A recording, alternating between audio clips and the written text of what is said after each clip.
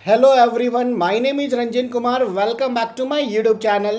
आज के इस वीडियो लेक्चर में हम लोग नीट में मोस्ट एक्सपेक्टेड क्वेश्चंस, किस तरीके से नीट में क्वेश्चन आता है, बिल्कुल नीट पैटर्न के क्वेश्चंस को सॉल्व करेंगे।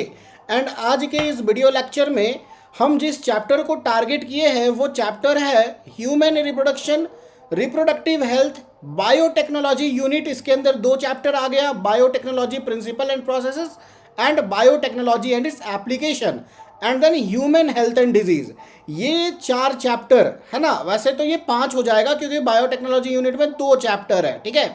तो बस अगर इवोल्यूशन को छोड़ दे तो जूलॉजी के अंदर जितने भी चैप्टर आपके नीट में पूछे जाएंगे, ठीक है, उन चैप्टर के मोस्ट इंपॉर्टेंट क्वेश्चंस कैसे हम लोग इजी तरीके से एग्जाम में क्वेश्चंस को सॉल्व करेंगे, क्या अप्रोच से हम लोग एकदम सही आंसर को अचीव कर पाएंगे, वो सीखेंगे।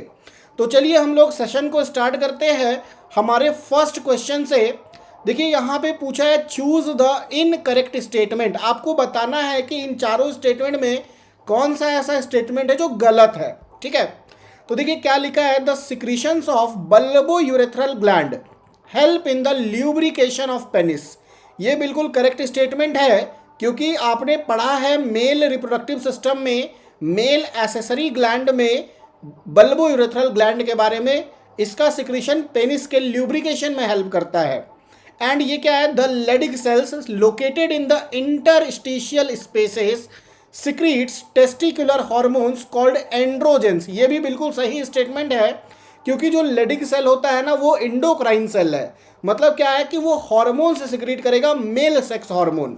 तीसरा स्टेटमेंट देखते हैं, spermatozoa becomes structurally and functionally mature and gain motility with in the seminiferous tubule. देखिए यहाँ पे स्पर्म का जो मैच्योरिटी है, जो मोटिलिटी है, वो सेमनीफेरस ट्यूब्यूल में नहीं होता है, वो एपिडिडर्मिस में होता है, ठीक है।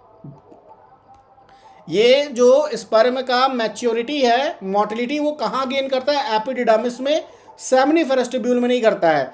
सेमनीफेरस ट्यूब्यूल तो वो साइट है ना जहाँ पे स्पर्मेटोजेनेसिस होता है। तो ये हमारा गलत स्टेटमेंट है। तो इस क्वेश्चन का राइट आंसर ऑप्शन सी हो जाएगा, ठीक है। एंड डी भी बिल्कुल करेक्ट है क्योंकि स्पर्मेटोजेनेसिस के लिए जो रिक्वायर्ड टेम्परेचर है वो बॉडी से 2 से 2.5 डिग्री सेल्सियस कम टेम्परेचर चाहिए। इसीलिए स्क्रोटम के अंदर जो टेस्टिस है वहाँ पे ये टेम्परेचर होता है ताकि स्पर्मेटोजेनेसिस हो सके, स्पर्म का फॉर्मेशन हो सके। चलिए हम नेक्स्ट क्वेश्चन की तरफ बढ़ते हैं। यहाँ पर आपको बताना है करेक्ट स्टेटमेंट कौन है, ठीक है। oogenesis is initiated during the embryonic developmental stage when a couple of million gamete mother cells are formed. देखिए ये स्टेटमेंट बिल्कुल करेक्ट है, ठीक है। oogenesis जो होता है ना वो फीमेल के एम्ब्रियोनिक लाइफ में ही इनिशिएट हो जाता है। बी में क्या लिखा है, the primary oocyte complete it's first meiotic division with in the tertiary follicle. बिल्कुल सही बात है। रिजल्टिंग इन 2 इक्वल साइज, नहीं, अनइक्वल साइटोप्लाज्मिक डिवीजन होता है, इक्वल साइज नहीं होगा, अनइक्वल होगा, तो ये तो गलत है। The secondary oocyte complete meiosis 2 immediately after it is released from the ovary. देखिए सेकेंडरी oocyte ना इमीडिएटली नहीं करता है मियोसिस 2 कंप्लीट, है ना। कब करता है, जब स्पर्म आता है, तब स्पर्म के कांटेक्ट में आएगा तब वो मियोसिस 2 कंप्लीट करेगा, तो ये भी गलत है। At puberty only 60,000 to 80,000 primary follicles are left in female body. Actual में ईच ओवरी का बात होता है ना, ईच ओवरी में एनसीईआरटी का डायरेक्ट लाइन है, at puberty 60,000 to 80,000 primary follicles left in each ovary. तो ये भी हमारा गलत स्टेटमेंट है। तो इस क्वेश्चन का राइट आंसर फर्स्ट ऑप्शन होगा। देखिए थर्ड स्टेटमेंट क्या है, विच of the following is incorrect. हम लोग को गलत बताना है। द एलएच सर्ग induces the rupture of graphene follicle and release of ovum. ये बिल्कुल सही है। एलएच सर्ग कब होता है, एलएच सर्ग के होने से ही तो ओव्यूलेशन होता है ना। ग्राफिन फॉलिकल रप्चर करता है, उसके अंदर से ओवम बाहर निकलता है, तो ये तो बिल्कुल करेक्ट है। In the absence of fertilisation the corpus luteum degenerate causing disintegration of endometrium. बिल्कुल सही है। अगर फर्टिलाइजेशन नहीं होगा तो कॉर्पस लूटियम डीजेनरेट कर जाएगा, कॉर्पस लूटियम डीजेनरेट करेगा तो प्रोजेस्टेरॉन का लेवल कम हो जाएगा, प्रोजेस्टेरॉन का लेवल कम हो जाएगा तो इंडोमेट्रियम टूटेगा, ठीक है। तो ये भी बिल्कुल करेक्ट है। The secretion of FSH and LH increases gradually during the follicular phase, ये भी बिल्कुल करेक्ट है। फॉलिकुलर फेज में ना FSH और LH का लेवल बढ़ता है ताकि फॉलिकल्स का ग्रोथ हो, ठीक है। एंड डी में क्या लिखा है, the rapid secretion of LH leading to LH surge occurs during the middle of secretory phase, not secretory phase, है ना, ये यहाँ पे सिक्रीटरी फेज नहीं होगा, यहाँ पे फॉलिकुलर फेज होना चाहिए।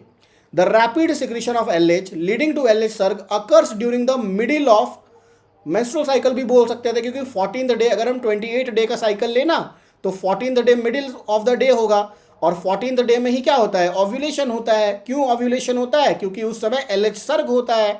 तो ये सिक्रीटरी फेज जो लिखा है ना, ये गलत है, तो हमको इनकरेक्ट बताना था, ऑप्शन डी यहाँ पे गलत है। आइडेंटिफाई द करेक्ट स्टेटमेंट, देखिए करेक्ट स्टेटमेंट हमको बताना है, क्या लिखा है, fertilisation can only occur if the ovum and sperm are transported simultaneously to the ampullary isthmic junction, बिल्कुल सही बात है, एम्पुलरी इस्थमिक जंक्शन ही साइट ऑफ फर्टिलाइजेशन है, एंड यहाँ पे स्पर्म एंड ओवम जो होता है वो साइमल्टेनियसली वहाँ पे पहुँचेगा, फ्यूज करेगा। तो ये तो हमारा बिल्कुल करेक्ट है, करेक्ट स्टेटमेंट बताना है, फर्स्ट ऑप्शन इस क्वेश्चन का राइट आंसर होगा। बाकी स्टेटमेंट क्यों गलत है एक बार वो देख लेते हैं। The process of fusion of haploid sperm with a diploid ovum, not diploid, ovum जो होता है ना वो भी हैप्लॉइड होता है, तभी फर्टिलाइजेशन के बाद जाइगोट बनता है, जो जाइगोट क्या हो जाता है, डिप्लॉइड हो जाता है, तो ये तो गलत है।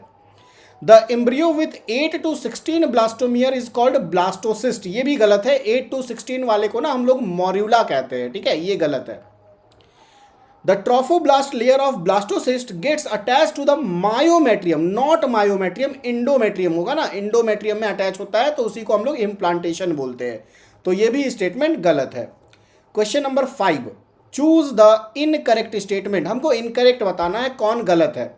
The placenta acts as an endocrine tissue, बिल्कुल सही बात है, and produces HCG, HPL, oestrogen, progestogen, बिल्कुल करेक्ट स्टेटमेंट है। In the later phase of pregnancy, a hormone called relaxin is also secreted by ovary, बिल्कुल सही बात है ना, ये दोनों स्टेटमेंट सही है।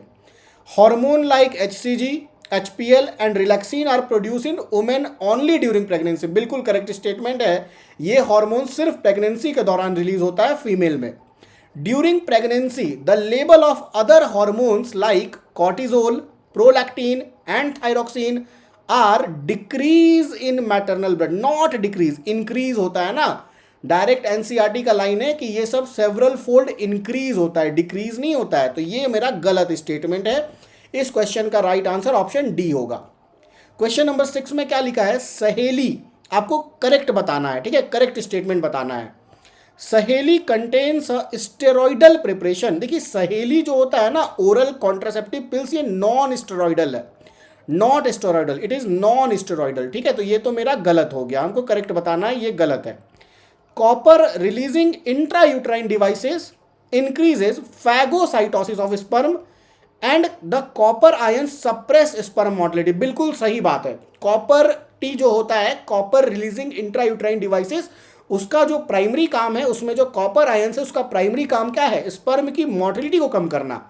अब स्पर्म की मोटिलिटी अगर कम हो गई तो वो फीमेल रिप्रोडक्टिव ट्रैक में दौड़ नहीं पाएगा, और फीमेल रिप्रोडक्टिव ट्रैक में वो दौड़ नहीं पाएगा ना, तो जो फैगोसाइटिक सेल है वो आएगा और उसको खा जाएगा, तो ये स्टेटमेंट बिल्कुल करेक्ट है।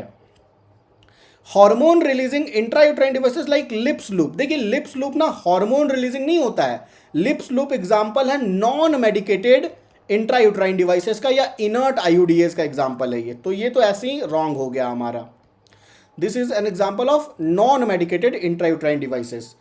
Statutory ban on amniocentesis is mainly to determine genetic disorder, भाई यही तो काम है उसका, इसी में क्यों बैन लगाना, उसको बैन क्यों लगाया है ना, उसमें सेक्स डिटर्मिनेशन पे बैन लगाया है, सेक्स डिटर्मिनेशन नहीं करना है, ये नहीं बताना है कि लड़का है कि लड़की है ना, जो फिटस है उसका जेंडर नहीं बताना है, तो इस पे वो बैन लगाया था, तो ये भी गलत है हमारा। तो इस क्वेश्चन का राइट आंसर ऑप्शन बी हो जाएगा। विच of the following is incorrect, गलत स्टेटमेंट आपको ढूंढना है यहाँ पे, देखिए क्या लिखा है, MTP is consider relatively safe of the first trimester, बिल्कुल सही बात है, 12 वीक से पहले MTP करवाना बिल्कुल सेफ है, अबॉर्शन करवाना बिल्कुल सेफ है। MTP are always performed to get rid of unwanted pregnancy due to casual intercourse, देखिए यहाँ जो ऑलवेज लिखा है ना ये गलत है, क्योंकि एमटीपी और भी अलग केसेस में करवा सकते हैं। मान लीजिए कि अगर कोई फीमेल कंसीव कर गई एंड उस बच्चे को मतलब उस बच्चे को लेकर चलना कि उसका डिलीवरी हो, है ना, मतलब उस प्रेगनेंसी से फीमेल की अगर जान को खतरा है तो उस केस में भी एमटीपी किया जा सकता है। मतलब एमटीपी ऐसा नहीं है कि सिर्फ अनवांटेड प्रेगनेंसी कैजुअल इंटरकोर्स के कारण ही किया जाए, और भी अदर रीजन से एमटीपी किया जाता है। तो ये स्टेटमेंट मेरा गलत है। बाकी ये सब सही है। Nearly 45 to 50 million MTP are performed in year globally, बिल्कुल एनसीईआरटी का लाइन है, बिल्कुल करेक्ट है।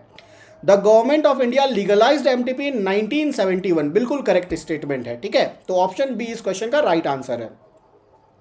देखिए यहाँ पे आपको करेक्ट स्टेटमेंट बताना है। करेक्ट स्टेटमेंट में देखिए क्या लिखा है, except for HIV, hepatitis B and genital herpes, other sexually transmitted infections are completely curable if detected early. यही हमारा करेक्ट स्टेटमेंट है, क्योंकि आपने पढ़ा है ना, जो सेक्सुअली ट्रांसमिटेड डिजीजेस उसमें जो 3H है, 3H बोलने का मतलब क्या है, एक आपका HIV, दूसरा हमारा जेनाइटल हर्पिस एंड तीसरा हमारा हेपेटाइटिस बी। ये तीनों जो बीमारी है ना, इसका इलाज नहीं है। ये तीनों क्या है, नॉन क्यूरेबल है ना, इसका कोई इलाज नहीं है। लेकिन और भी जो अदर सेक्सुअली ट्रांसमिटेड डिजीजेस है, अगर वो ईयरली स्टेज में डिटेक्शन हो गया तो उसको इलाज किया जा सकता है, कंप्लीटली क्यूरेबल हो सकता है। तो ए हमारा बिल्कुल करेक्ट स्टेटमेंट है। ठीक है, बाकी सारा फिर गलत है। देखिए question number 9, choose the incorrect statement. Incorrect statement बताना है, in zygote intrafallopian transfer the zygote और early embryo up to 8 blastomere is transferred into the fallopian tube. बिल्कुल सही बात है ना। जाइगोट अगर 8 सेल्ड स्टेज से पहले है तो उसको हम लोग फैलोपियन ट्यूब में डाल सकते हैं, बिल्कुल सही बात है। In gamete intrafallopian transfer an ovum from a donor is transferred into the fallopian tube, ये भी करेक्ट है। गैमेट इंट्राफैलोपियन ट्रांसफर में गैमेट ही तो देंगे। ICSI is a procedure where a sperm is directly injected into the ovum, बिल्कुल सही बात है। इंट्रासाइटोप्लाज्मिक स्पर्म इंजेक्शन ऐसा मेथड है जिससे स्पर्म को डायरेक्टली ओवम में डाला जाता है, तो ये भी करेक्ट है। इनकरेक्ट बताना है ना। देखिए डी ऑप्शन में क्या लिखा है, intra uterine transfer embryo with more than 8 blastomere are transferred into the fallopian tube नहीं होगा, यूट्रस होगा। कहाँ ट्रांसफर करेंगे, यूट्रस। मोर देन 8 ब्लास्टोमियर से यूट्रस में ट्रांसफर करेंगे, तो ये मेरा गलत है, यही इस क्वेश्चन का राइट आंसर होगा। क्वेश्चन नंबर 10 में क्या है, आपको करेक्ट स्टेटमेंट बताना है। देखिए पहला स्टेटमेंट क्या लिखा है, the signal for parturition originate from the fully developed foetus and placenta, बिल्कुल सही बात है, यही हमारा करेक्ट स्टेटमेंट है। पार्चुरेशन के लिए जो सिग्नल होता है ना, वो कहाँ से आया, प्लेजेंटा से और फुली डेवलप्ड फिटस से। बी में क्या लिखा है, कोलोस्ट्रम कंटेन सेवरल एंटीबॉडी होगा ना, ये भी गलत है, एंटीबॉडी होगा और ये एक्टिव नहीं पैसिव इम्यूनिटी देगा, तो ये हमारा गलत है। Oxytocin release from not anterior pituitary, posterior है ना, एक्चुअल में वो हाइपोथैलेमिक हार्मोन है बट पोस्टीरियर पिट्यूटरी में स्टोर होता है, तो वहां से निकला ये, तो ये भी मेरा गलत है। The process of child birth is called parturition not gestation. Parturition, gestation तो वो होता है ना जो 9 मंथ का टाइम पीरियड होता है, जो चाइल्ड बर्थ है उसको पार्चुरेशन बोलते हैं। ठीक है, नेक्स्ट क्वेश्चन में क्या लिखा है, चूज द इनकरेक्ट स्टेटमेंट। आपको इनकरेक्ट बताना है, the labia majora are fleshy folds of tissue which extend down from the mons pubis, बिल्कुल सही बात है। ये फीमेल एक्सटर्नल जेनिटेलिया का क्वेश्चन है। फीमेल एक्सटर्नल जेनिटेलिया में मॉन्स प्यूबिस होता है जहां पे प्यूबिक हेयर प्रेजेंट रहेगा। ठीक है, और यहाँ पे इसके नीचे फिर लेबिया मेजोरा रहता है, labia majora, fleshy folds of tissue. ठीक है, ये लेबिया मेजोरा। अब क्या है, the clitoris is a tiny finger like structure which lies at the upper junction of 2 labia minora below the urethral opening. Not urethral opening के नीचे नहीं है ना, ये ऊपर में रहेगा, ये गलत है, बिलो नहीं होगा, ये गलत है। तो यही हमारा राइट आंसर हो जाएगा इस क्वेश्चन के लिए। द प्रेजेंस और absence of hymen is not a reliable indicator of virginity, ये तो बिल्कुल करेक्ट है स्टेटमेंट है, डायरेक्ट एनसीईआरटी का लाइन है। Mons pubis is a cushion of fatty tissue covered by skin and pubic hair, बिल्कुल सही बात है ना, तो बी स्टेटमेंट गलत है। देखिए 12 number question, GnRH is a pituitary hormone, ये तो गोनेडोट्रोपिन रिलीजिंग हार्मोन है ना, रिलीजिंग हार्मोन आ गया तो ये पिट्यूटरी नहीं है, हाइपोथैलेमिक हार्मोन होगा। ठीक है, gonadotropin releasing hormone is a hypothalamic hormone that acts on pituitary gland to stimulate gonadotropin, तो ये तो मेरा गलत है। LH acts at the Leydig cell, LH Leydig cell पे एक्ट किया to stimulate the synthesis and secretion of androgens, ये बिल्कुल करेक्ट स्टेटमेंट है, ठीक है, बी आंसर होगा इसका। इस क्वेश्चन का जो राइट आंसर है वो स्टेटमेंट बी है, ऑप्शन बी है। इसमें क्या गलत है, FSH act on interstitial cell, FSH ना सर्टोली सेल में एक्ट करता है, इंटरस्टिशियल सेल में नहीं करता है, लेडिग सेल में वो नहीं करता, वो सर्टोली सेल में करता है। एंड्रोजेंस मेल सेक्स हार्मोन है, ये स्पर्मेटोजेनेसिस को प्रमोट करेगा ना, oogenesis को ये नहीं करेगा, तो ऑप्शन बी होगा राइट आंसर। देखिए question number 13, which of the following statement about in vitro fertilisation is incorrect, कौन सा गलत स्टेटमेंट है आपको बताना है। In the test tube baby programme gametes are induced to form a zygote under simulated condition, बिल्कुल सही बात है, लैब कंडीशन मतलब इन विट्रो कंडीशन में ये करेक्ट होगा। इन विट्रो कंडीशन के लिए ये स्टेटमेंट करेक्ट है, आपको इनकरेक्ट स्टेटमेंट बताना है। द जाइगोट और early embryo with more than 8 blastomere, अभी बताया ना आपको कि अगर 8 ब्लास्टोमियर से ज़्यादा हो गया तो उसको हम लोग यूट्रस में ट्रांसफर करेंगे, और ये प्रोसेस क्या कहलाएगा, इंट्रा यूट्राइन ट्रांसफर। लेकिन देखिए ये क्या लिखा है, ट्रांसफर्ड इनटू फैलोपियन ट्यूब, तो ये तो गलत हो गया ना, यहाँ पे क्या होना चाहिए, यूट्रस होना चाहिए, तो ये राइट आंसर होगा इस क्वेश्चन का। नेक्स्ट क्वेश्चन की तरफ बढ़ते हैं, select the correct statement. In vasectomy a small part of fallopian tube, not fallopian tube, vas deferens है ना, वैसेक्टोमी में वास डिफरेंस आएगा, तो ये तो मेरा गलत हो गया। Surgical method also called sterilisation or terminal method to prevent any more pregnancy, बिल्कुल सही बात है, सर्जिकल मैथड बिल्कुल इरिवर्सिबल होता है, ठीक है, इसको हम दोबारा से, मान लीजिए अगर किसी का स्टेरिलाइजेशन कर दिए तो दोबारा से उसको ऐसा नहीं कर सकते कि वो फिर बच्चे पैदा कर सकता है, वो नहीं कर पाएगा, तो सर्जिकल मेथड को स्टेरिलाइजेशन बोला जाता है, टर्मिनल मेथड बोला जाता है, तो ये मेरा करेक्ट स्टेटमेंट है। देखिए question number 15, select the incorrect statement. Incorrect बताना है, the neck of sperm contains mitochondria, देखिए ये माइटोकॉन्ड्रिया ना नेक में नहीं होता है, वो मिडिल पीस में होता है, ठीक है, माइटोकॉन्ड्रिया कहाँ होता है, मिडिल पीस में होता है, नेक में सेंट्रियोल्स होता है, proximal centriole and distal centriole. Proximal centriole का काम क्या होता है कि वो जाइगोट के फर्स्ट क्लीवेज में हेल्प करे, और डिस्टल सेंट्रियोल का काम होता है कि वो एक्सियल फिलामेंट का फॉर्मेशन करे। तो यहाँ पे जो लिखा है ना कि नेक रीजन में माइटोकॉन्ड्रिया है, ये गलत है, ठीक है, तो यही हमारा राइट आंसर हो जाएगा, क्योंकि हमको इनकरेक्ट स्टेटमेंट बताना है। अब देखिए, choose the incorrect statement about typhoid fever, human health and disease का क्वेश्चन है, आपको बताना है कि टाइफॉइड फीवर के लिए कौन सा गलत स्टेटमेंट है। Salmonella typhi enters the small intestine through contaminated food and water, बिल्कुल करेक्ट है, salmonella typhi is a causative agent of typhoid, and यहाँ पे जो अफेक्टेड ऑर्गन है वो स्मॉल इंटेस्टाइन है, और साल्मोनेला टाइफी हमारे स्मॉल इंटेस्टाइन में कैसे गया, क्योंकि हमने कॉन्टामिनेटेड फूड एंड वाटर का इंटेक किया, तो ये तो बिल्कुल सही है। Sustained high fever, weakness and stomach pain are common, बिल्कुल सही बात है। Widal test is use for confirmation, बिल्कुल सही है, टाइफॉइड के लिए जो कन्फर्मेटरी टेस्ट है वो विडाल टेस्ट होता है। Intestinal perforation and death occur as bacteria migrate to large intestine, नहीं, not large intestine, small intestine, small intestine, ठीक है, तो ये स्टेटमेंट मेरा गलत हो गया, हमको इनकरेक्ट बताना है ना, ये डी स्टेटमेंट जो है ये गलत है, ये राइट आंसर है।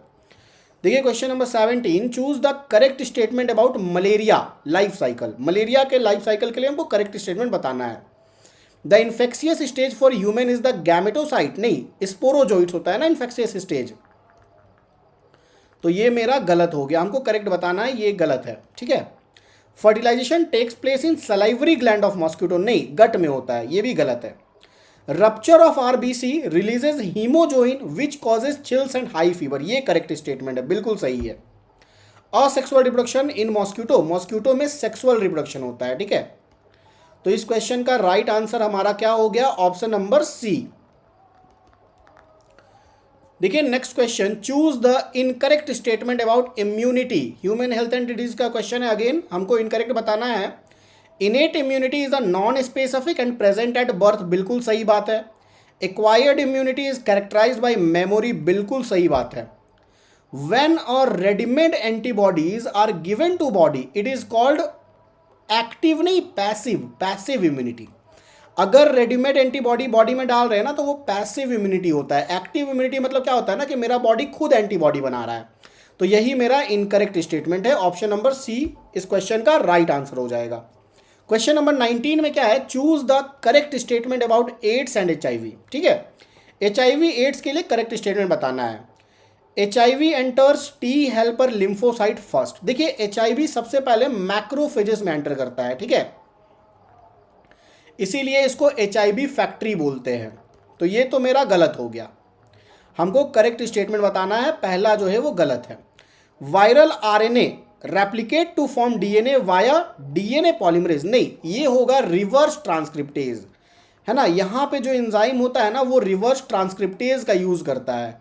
ठीक है, वायरल RNA जो है, वायरल RNA कन्वर्ट हुआ DNA में, तो RNA से अगर DNA बना तो ये प्रोसेस कहलाया रिवर्स ट्रांसक्रिप्शन, एंड यहाँ पे जो एंजाइम इन्वॉल्व है वो है रिवर्स ट्रांसक्रिप्टेज। तो ये भी गलत है।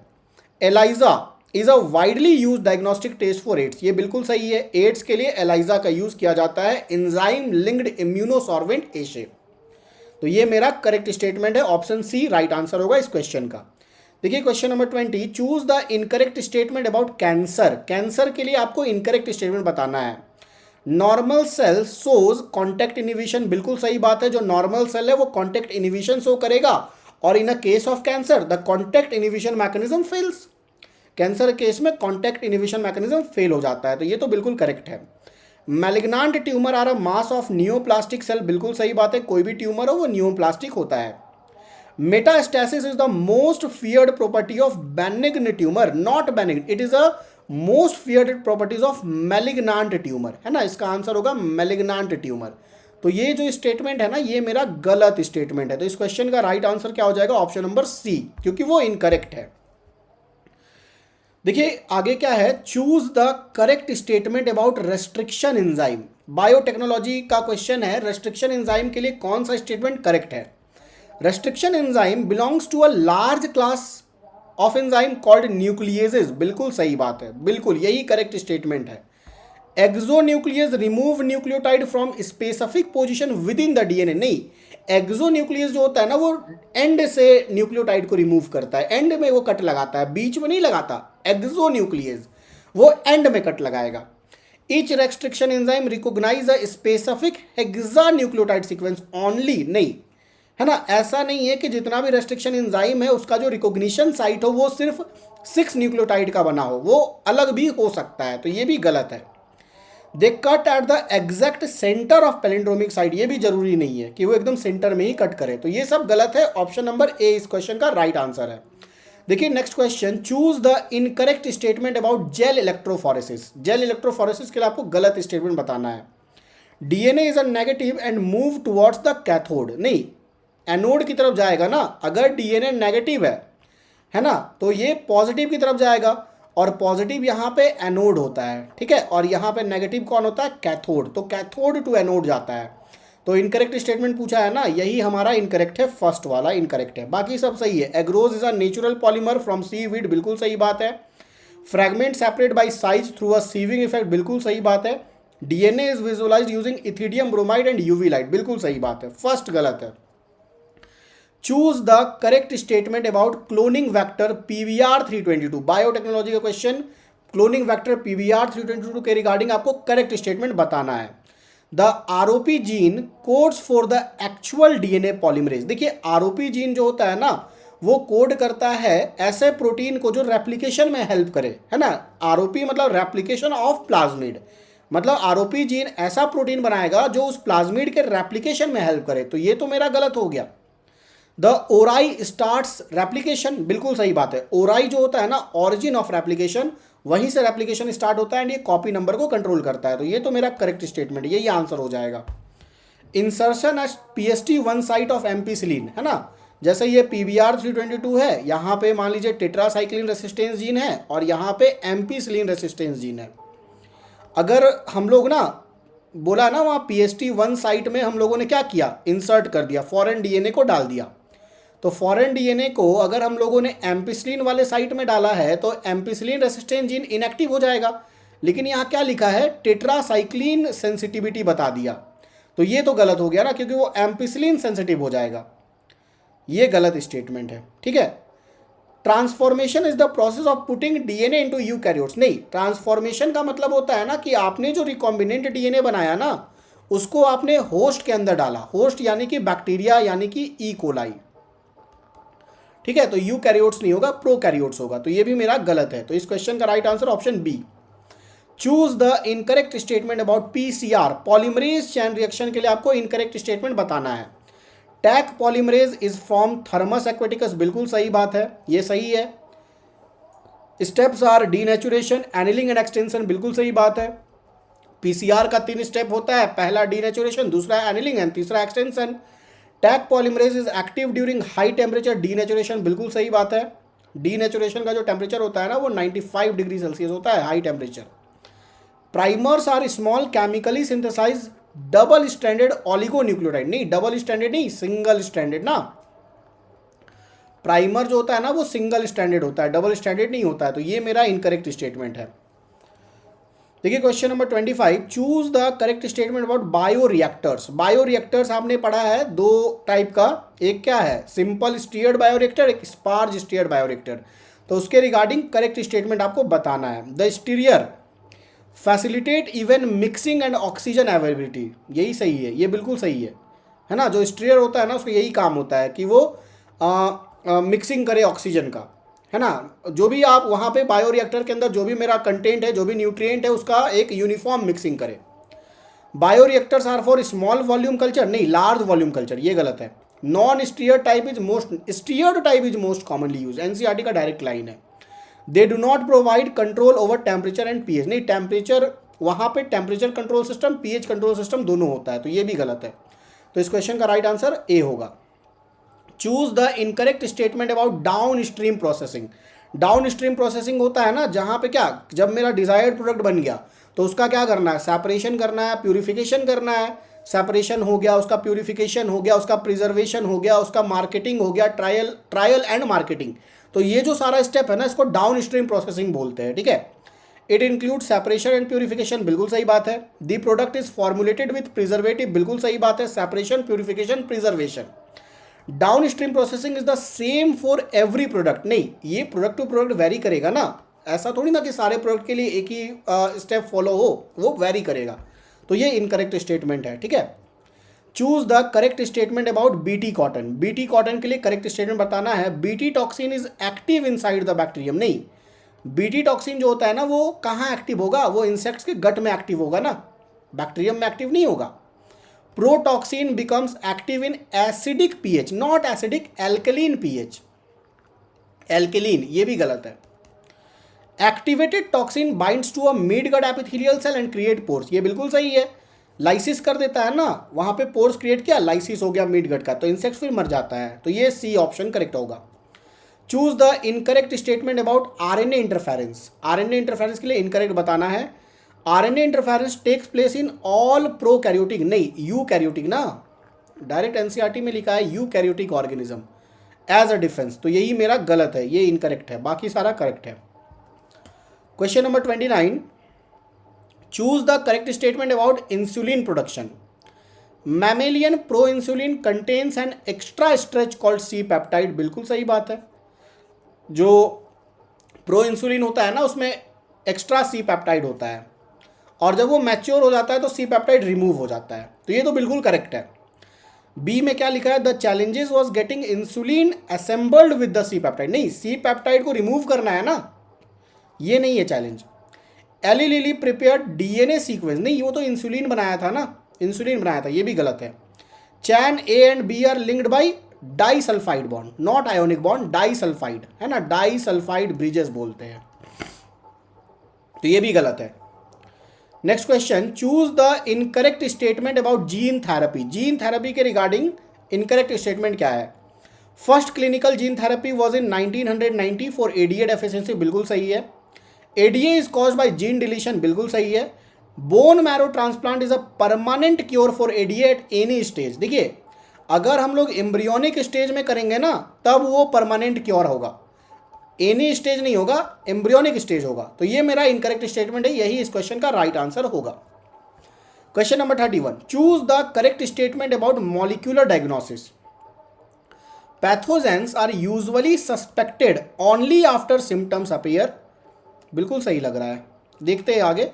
PCR detect HIV only when concentration is very high. नहीं, ये तो लो कंसंट्रेशन में पीसीआर डिटेक्ट कर लेगा ना, ये तो गलत है। ELISA is based on DNA RNA hybridisation. नहीं, वो एंटीजन एंटीबॉडी इंटरेक्शन करता है, एंटीजन एंटीबॉडी इंटरेक्शन। और radio active single stranded DNA is called primer. नहीं, उसको प्रोब बोलते हैं ना, तो ये भी गलत है, ये भी गलत है, तो ये हमारा सही हो गया। फर्स्ट ऑप्शन होगा इसका correct answer.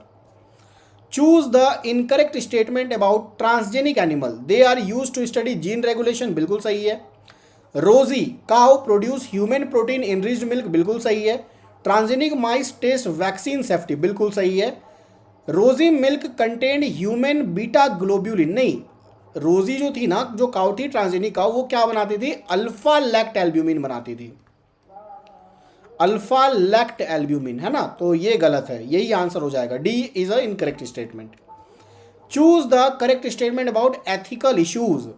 GEAC makes decision on genetically modified research validity and safety. बिल्कुल सही है।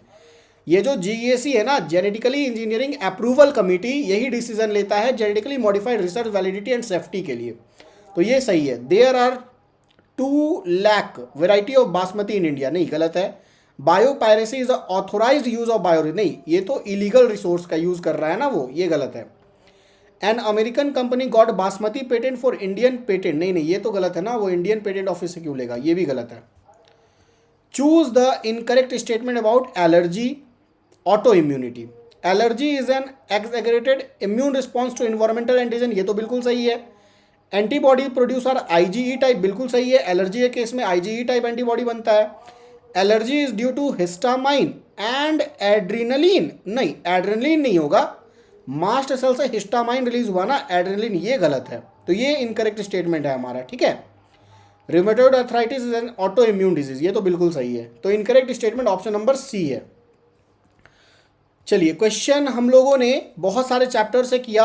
Human reproduction, reproductive health, biotechnology principle and processes, biotechnology and its application, and human health and disease. Hope आज का ये video lecture आपके NEET के preparation में बहुत ज़्यादा हेल्पफुल रहेगा। हम लोग आज के इस वीडियो लेक्चर में सीखे कि कैसे हम लोग इजी तरीके से क्वेश्चंस को सही आंसर तक पहुंच सकते हैं। वीडियो को लाइक करिए, चैनल को सब्सक्राइब करिए। Thanks all of you.